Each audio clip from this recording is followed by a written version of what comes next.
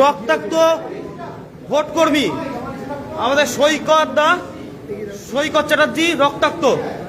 আমরা তার মুখ থেকে এবার শুনে নেব যে কি হয়েছে। আপনারা দেখতেই পাচ্ছেন আমরা এখন উপস্থিত রয়েছি রানাঘাট দেবনাথ হাই স্কুলে। সেখানে আমাদের ভোটকর্মী সৈকত চ্যাটার্জি রক্তাক্ত অবস্থায়।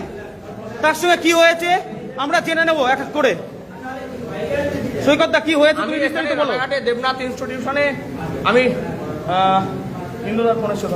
আমি ট্রেনিং করতে এসেছি।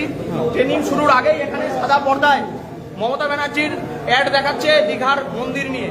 আমি অবজেকশন করেছি, আরো আমার অনেক দাদারা ছিলেন, এই যে এই দাদাও অবজেকশন করেছে, আরো অনেক দাদা এখানে ছিলেন তারা অবজেকশন করেছে। আমরা বলেছি যে এটা নির্বাচনী বিধিভঙ্গ হচ্ছে। আমি আই কার্ড দেখতে চেয়েছি, এটাই আমার অপরাধ। বিডিও অফিসের বিডিওর সামনে একজন কর্মচারী আমার কানে কানে এসে বলে গেল, তুই বাইরে বেরোলে না, বেশি বেশি করিস না, মার্ডার হয়ে যাবি। তোর কিন্তু মার্ডার হওয়ার সময় হয়ে গেছে। হ্যাঁ আমি জানি আপনাদের গায়ের জ্বালা। আমি আপনাদের জন্যই 365 দিন লড়াইটা আমরা করছি, আপনাদের জন্যই।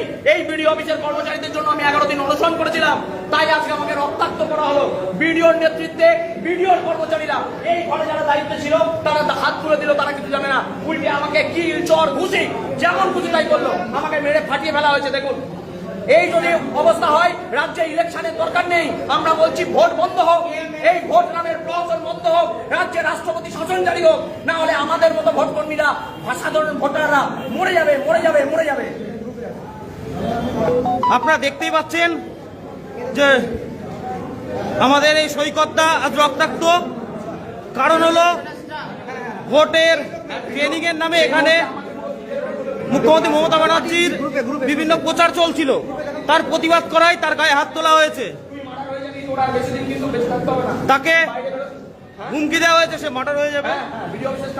আমার অপরাধ, আমি আই কার্ড দেখতে চেয়েছি, আমি বলেছি আপনাদের জন্য আমি 11 দিন অনশন করেছিলাম। এই যে দেখুন, এখানে আইডি প্রুফ দেখতে চাইছি, উনি দেখাতে পারছেন না। আইডি প্রুফ ছাড়া আমরা কাউকে অ্যালাউ করবো না।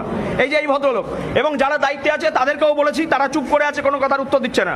আইডি প্রুফ না দেখালে আজকে ট্রেনিং শুরু হবে না, যা হওয়ার হবে আমরা নির্বাচন কর্মী যারা তারা বুঝে নেব। এই ভদ্রলোক আমাদের রীতিমতো শাসিয়েছে। কেন আমরা মমতা ব্যানার্জির অ্যাড বন্ধ করতে বলেছি, এই ভদ্রলোক দেখে রাখুন, আইডি প্রুফ দেখাতে পারছে না। এ কে পার্টির ক্যাডার নাকি? আমাদের এটা জানতে হবে। সংগ্রাম চলবে।